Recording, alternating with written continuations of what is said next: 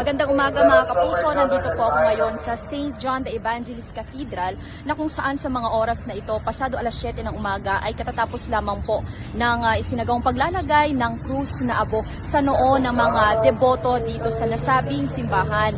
Kanina mga kapuso, iginiit ni Reverend Father Reginald Zamora sa kanyang homily ang pagsunod ng mga Kristiyano sa 10 utos ng Panginoon para mailayo sa anumang kasalanan at kapahamakan. Iginit din ito na ang kasalanan ay hindi nagsisimula sa gawa kundi nagsisimula sa kalooban at sa isipan ng isang tao. Maliban dyan mga kapuso, ang Ash Wednesday ay pagsisimula ng Season of Lent o Kwaresma na nagtatagal ng 40 days. So magsisimula ito ngayong araw, February 18 at magtatapos naman sa Biyernes Santo, April 5. Ang Ash Wednesday at ang Kwaresma mga kapuso ay ang pagpapakita ng malalim na debosyon at pananampalataya sa poong may kapal ng mga kapuso nating Kristiyano.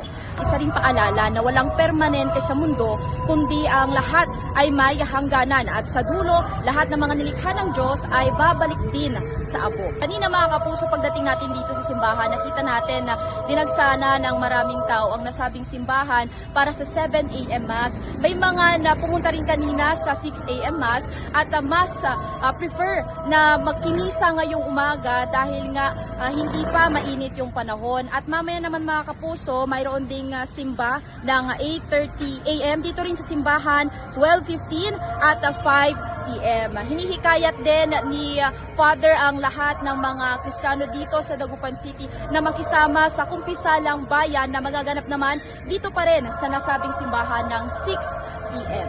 Yan muna ang mga latest mula rito sa Dagupan City. Ako po si Sandy Salvacio ng GMA Regional TV at GMA Integrated News.